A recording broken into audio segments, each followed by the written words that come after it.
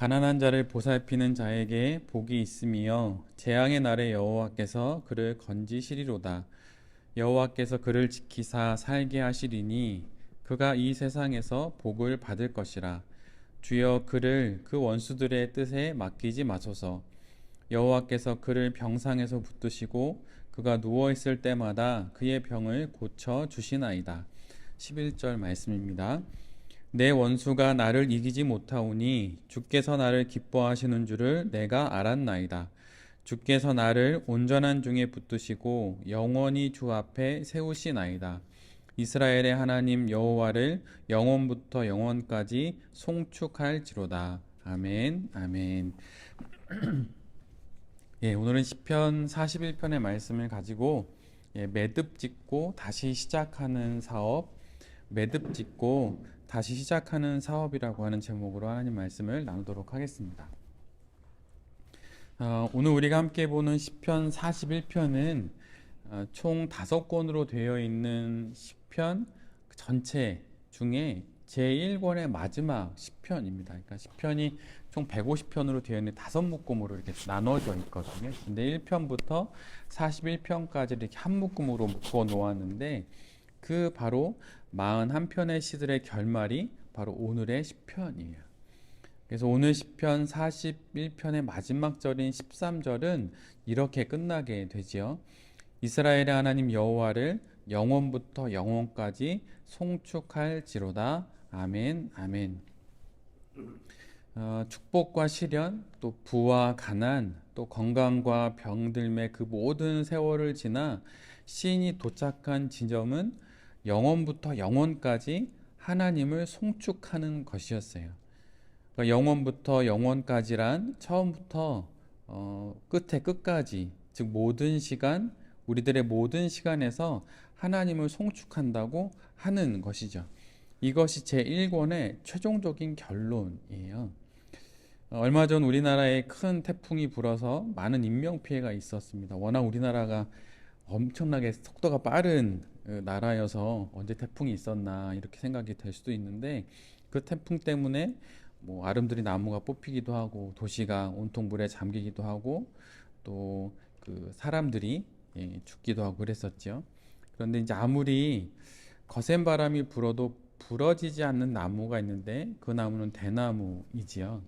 아름드리 나무가 뭐 수백 년, 수천 년 된 큰 나무도 다 태풍 앞에 부러지는데 대나무는 쓰러지지 않게 됩니다. 근데 그 이유는 다른 나무에는 없는 마디가 대나무에겐 있기 때문이죠. 비록 속이 다 비어있는 나무임에도 불구하고 세월을 따라 매듭을 짓고 또다시 성장하고 또다시 매듭을 지어 왔기에 대나무는 부러지지 않는 거예요. 근데 시편 41편은 그렇게 1편부터 이어졌던 시편을 매듭을 짓습니다. 13절의 말씀으로 41편의 시를, 아니 41가지의 인생들을 매듭을 짓는 거예요. 복 있는 사람으로 시작하는 시편 1편으로부터 오늘 본문 41편까지를 13절 이 한 구절로 매듭을 짓는 겁니다. 영원부터 영원까지 하나님을 송축할지로다, 이렇게 말이죠.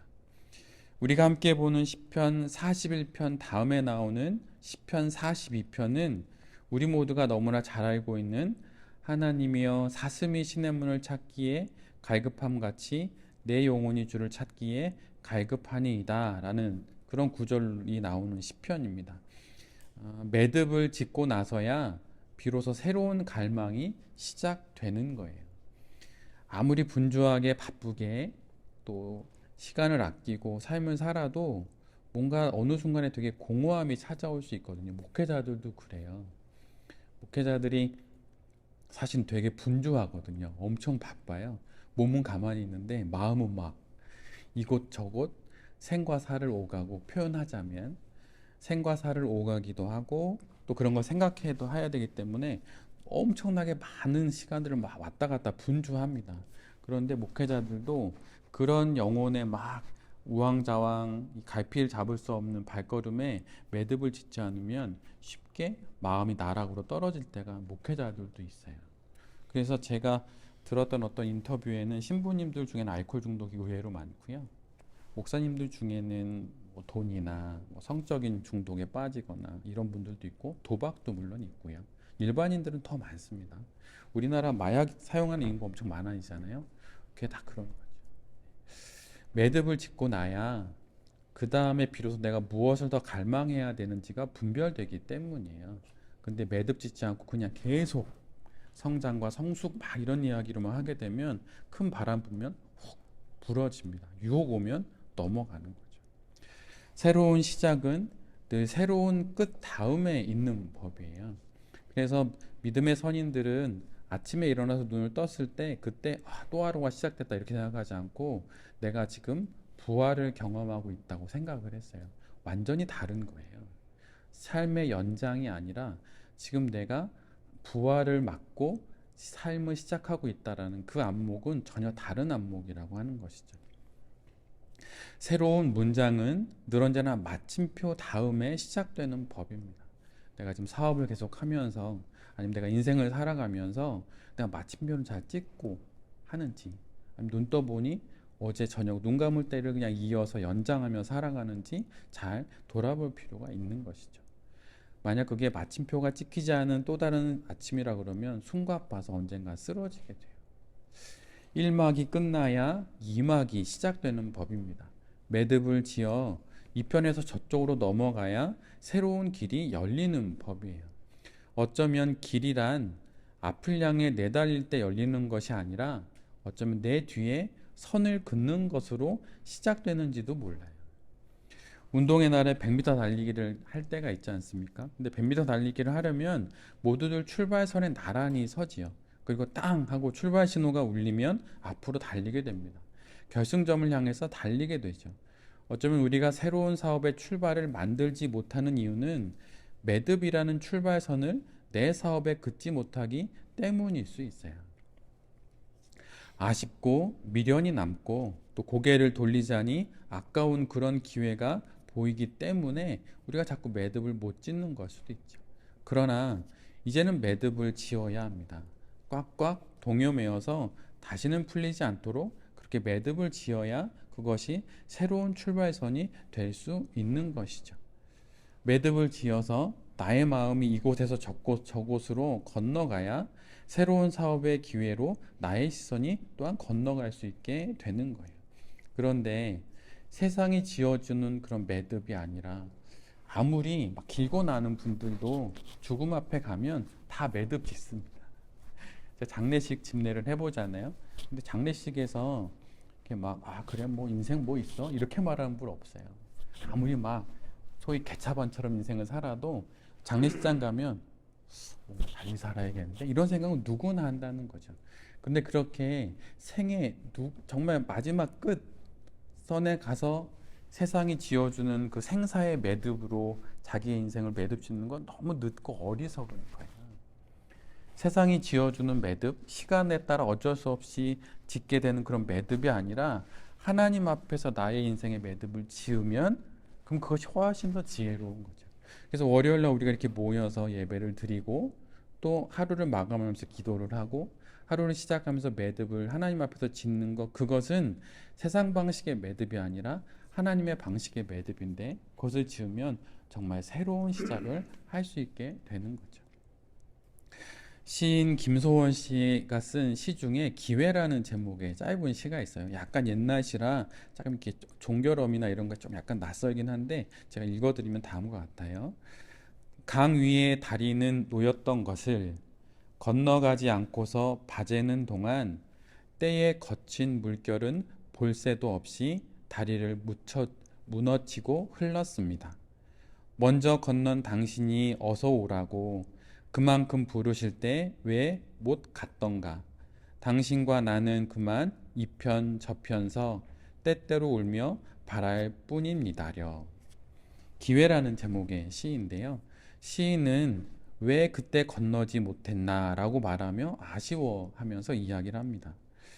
또 다른 새로운 사업의 기회가 오라고 부르는데 우리가 여전히 이곳에 머물고 있기에 새로운 사업의 기회가 열리지 않는 것일 수도 있어요.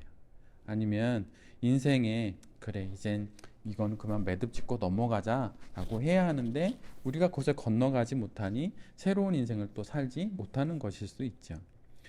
월가의 전설적인 투자자인 피터 린치라는 사람인데 약간 독특한 사람이더라고요. 헤어스타일도 엄청 독특해요. 흰머리인데 뭐 이상 버섯머리 같기도 하고. 그런데 이 사람은 투자를 딱 한 다음에 완전히 손을 털고 완전히 떠나더라고요.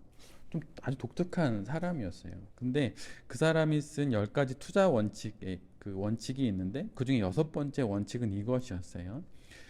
백미러를 통해서 미래를 볼 수는 없는 법이다.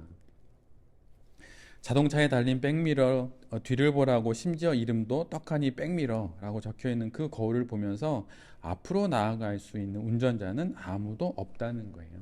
근데 많은 이들이 후회를 하고 또 아쉬워하면서 자꾸 백미러를 보죠. 그러면서 정작 자신의 앞날이 미래가 열리기를 바래요. 근데 이런 일은 벌어지지 않는 일입니다. 일어나지 않는 일이에요. 앞으로 가기 위해서는 백미러가 아닌 앞을 보고 또 차선에 맞춰서 운전을 해야 하는 것이죠. 근데 그 운전은 어떻게 시작될 수 있을까요? 매듭을 지을 때 시작할 수 있는 거예요. 10월의 중순을 지나서 이제 올해도 80일도 남지 않은 것 같아요. 이미 2023년은 준비하고 계신 분들도 있을 텐데 돌변의 교회도 또 새로운 아주 좋은 예배당에 와서 2023년을 또 새로운 변화를 준비한 마음으로 또 12월부터 새롭게 또 시작하기 위해서 또 교육자 연말 교육자 회의도 준비하고 이제 그러고 있습니다. 그런데 이 모든 변화의 시작은 어쩌면 이미 지난 일에 대한 매듭을 짓는 것으로부터 시작할 수 있을 거예요. 2023년은 개묘년이라고 하더라고요. 토끼해입니다. 근데 뭐 검은 토끼해라고 불리던데 매년 이맘때쯤엔 출간되는 트렌드 코리아는 또 어김없이 2023년 버전이 나왔어요. 물론 그 책에 대한 호불호도 있고 그런데 그 책을 뒤적이다가 그 책에서 가장 처음으로 인용한 피터 드러커의 말이 있는데 그 말은 이런 거였어요. 격변의 시대에 가장 위험한 것은 격변 자체가 아니다. 지난 사고방식을 버리지 못하는 것이다. 우리가 새로운 일, 또 새로운 인생을 살려면 새로운 마음부터 먼저 가져야 하는 것이죠.